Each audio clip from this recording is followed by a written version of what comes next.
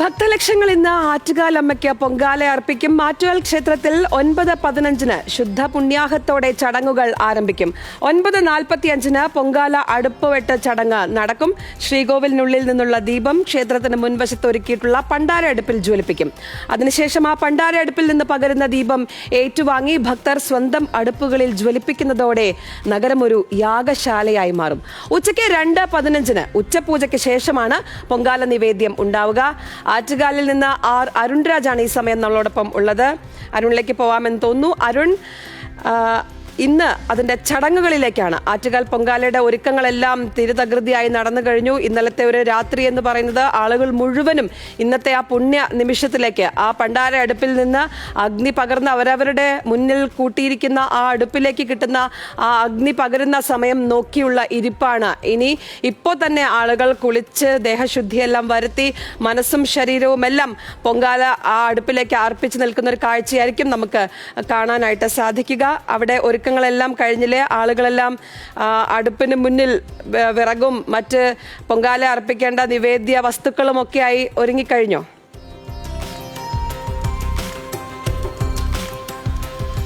ഞാനും സലീമും നിൽക്കുന്നത് ഈ തിരുവനന്തപുരം സെക്രട്ടേറിയറ്റിന് സമീപത്താണ്. സെക്രട്ടേറിയറ്റിന് സമീപത്ത് സലീമെ രാവിലെ മുതൽ തന്നെ അമ്മമാരുടെ ഒരു നീണ്ട നിര തന്നെ നമുക്ക് എല്ലാവരും കാണാൻ കഴിയുന്നുണ്ടെന്ന് തോന്നുന്നു, അല്ലേ?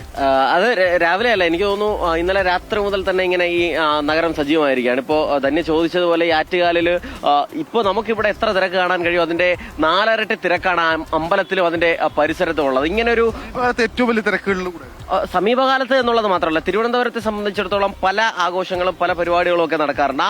ആ തിരക്കുകളെല്ലാം കൂടി എടുത്താൽ പൊങ്കാലയുടെ തിരക്കിന്റെ പകുതി പോലും വരില്ല എന്നുള്ളതാണ്. നമുക്കറിയാലോ, ഈ ഭരണപരമായ വശങ്ങൾ, സമരങ്ങൾ, അങ്ങനെ പലത് കാണുന്നതാണ് നമ്മൾ. അപ്പോ എത്ര സമരങ്ങൾക്ക് ഉൾക്കൊള്ളാൻ കഴിയുന്നതിനേക്കാൾ കൂടുതൽ ആളുകളെ തിരുവനന്തപുരത്തേക്ക് ഉൾക്കൊള്ളാം. മാത്രമല്ല, ഒരു നഗരം, ഞാനിതിനെ മനസ്സിലാക്കുന്നത് ഈ പൊങ്കാല ഇതൊരു വിശ്വാസത്തിന്റെ ഭാഗത്തിനും അപ്പുറത്തേക്ക് പല തലങ്ങളിലുള്ള സംസ്കാരങ്ങളിലുള്ള മനുഷ്യരെ ഒരു നഗരം ഇങ്ങനെ സ്വാഗതം ചെയ്യുകയാണ്. എന്തൊരു മനോഹരമായി സ്വാഗതം ചെയ്യുകയാണ് എന്നുള്ളതാണ്. മാത്രമല്ല, ഈ അമ്മമാരൊക്കെ ദേഹശുദ്ധിയൊക്കെ വരുത്തി ഇവിടേക്ക് പൊങ്കാല അർപ്പിക്കാനായി എത്തിയിരിക്കുകയാണ്.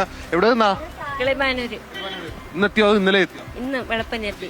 എല്ലാ ദിവസവും ഇവിടെ എല്ലാ വർഷവും ഇവിടെ തന്നെയാണോ പൊങ്കാല ഇടുന്നത്? അല്ല, എപ്പോഴാണ് ഇവിടെ കിട്ടിയത്. എവിടുന്നാ? ബീന, കിളിമാനൂര്. വർഷമായിരുന്നു പൊങ്കാല? തോനെ വർഷമായി. എത്ര വർഷമൊന്നും പറയാനില്ല, തോനെ വർഷം കൊണ്ട് ഇടുന്നു. എല്ലാ വർഷവും വരും. നിങ്ങളെല്ലാം കിളിമാനൂര് വരാം? കിളിമാനൂര് തന്നെ. ഒരുമിച്ചാ? പുറകിൽ ആളിരിക്കുന്നു. ആദ്യമായിട്ടാണോ? അല്ല, കഴിഞ്ഞ വർഷം വന്ന്. എങ്ങനെ ഉണ്ടായിരുന്നു കഴിഞ്ഞ വർഷം വന്നപ്പോ ഈ പൊങ്കാലയുടെ എക്സ്പീരിയൻസ്?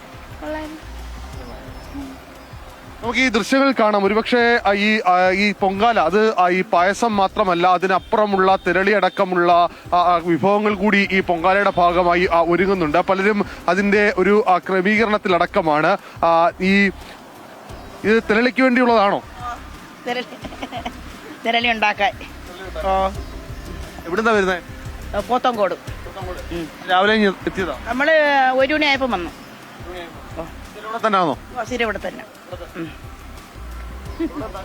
പോത്തങ്കോട് തന്നെയാണ്. ഈ എത്ര നാളായി പൊങ്കാല ഇടുന്നതിന്റെ ഒരു? പൊങ്കാല തുടങ്ങിയിട്ട് 10-15 വർഷം വരെ ആയി. ഇപ്പൊ ഇടയ്ക്ക് 2 വർഷം വരണില്ലായിരുന്നു. വീണ്ടും തുടങ്ങി ഇന്നോട്ട്. ആഗ്രഹങ്ങൾ നിറവേറ്റാൻ വേണ്ടി അങ്ങനെയാണ്. പല പല ആഗ്രഹങ്ങൾ നമ്മൾ നിറവേറ്റിയിട്ടുണ്ട്.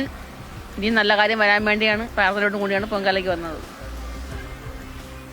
സലീമ, നേരത്തെ നമ്മൾ സൂചിപ്പിച്ചതുപോലെ തന്നെ ആഗ്രഹങ്ങളുടെ ഒരു സബലീകരണം കൂടിയാണ് ഈ പൊങ്കാല. പലരും പറയുന്നത് എങ്ങനെയാണ്, കാരണം ആഗ്രഹങ്ങൾ നിറവേറ്റുക, ആഗ്രഹങ്ങൾ പലതും നിറവേറ്റി, അതുകൊണ്ട് തന്നെ വീണ്ടും വീണ്ടും ആ വിശ്വാസത്തിന്റെ ഭാഗമായി ചേരുന്നു എന്നുള്ളതാണ്. അതെ, അതായത് ഈ പൊങ്കാലയ്ക്കെത്തുന്ന ഈ ആളുകളൊക്കെ അതിഭീകരമായ ഒരു ഭക്തിയുടെ ഒരു അന്തരീക്ഷത്തിലാണ് ഇവിടേക്ക് എത്തുന്നത്. ഓരോരുത്തർക്കും പല ആഗ്രഹങ്ങളാണ്. നമ്മളിപ്പോൾ ഈ കാണുന്ന മനുഷ്യരുടെയൊക്കെ ഉള്ളിൽ ഈ പൊങ്കാല കലങ്ങളിൽ കുറച്ചുകൂടി കഴിയുമ്പോഴത്തേക്ക് പണ്ടാരടുപ്പിൽ തീ പകരുന്നു. അതിന് പിന്നാലെ ഇവിടുത്തെ ഓരോ കലങ്ങളിലും ഓരോ അടുപ്പും പുകയുന്നു. അതിനുശേഷം ഇതിൽ തിളച്ചു മറിയുന്നത് അവരുടെ വിശ്വാസം, പ്രാർത്ഥന, ആഗ്രഹമൊക്കെയാണ്. അങ്ങനെ ഇപ്പൊ നമ്മൾ ഇവിടെ കണ്ടത്, ഇപ്പൊ ഈ സെക്രട്ടേറിയറ്റ് പരിസരത്ത് കണ്ടത് എനിക്ക് തോന്നുന്നു കിളിമാനൂരിലും പോത്തങ്കോടും ഒക്കെ ഉള്ളവരാണ്. ഇതല്ലാത്ത ഈ വടക്കൻ ജില്ലകളിലുള്ള ആളുകളൊക്കെ, സംസ്ഥാനത്തിന് പുറത്തുനിന്ന് അടക്കമുള്ള ആൾക്കാർ ദിവസങ്ങൾക്ക് മുമ്പേ ഇവിടേക്ക് എത്തി ആ ഹോട്ടലിലടക്കം റൂം എടുത്ത് ഈ പൊങ്കാലയ്ക്ക് വേണ്ടി തയ്യാറാകുന്ന ഒരു കാഴ്ച ഉണ്ട്. മാത്രമല്ല, തിരുവനന്തപുരത്ത് ഇരിക്കുമ്പോൾ ഈ പൊങ്കാല തുടങ്ങുന്നതുമായി ബന്ധപ്പെട്ട് നമ്മൾ ഈ പൊങ്കാല അടുത്തെത്തി എന്നറിയുന്നത് അവിടെ ഇവിടെയായി ആദ്യം ഒരു മാസം മുൻപ് തന്നെ കട്ടകൾ ഇങ്ങനെ ഇതാണ് പേരെഴുതിയ കട്ടകൾ പലയിടത്തും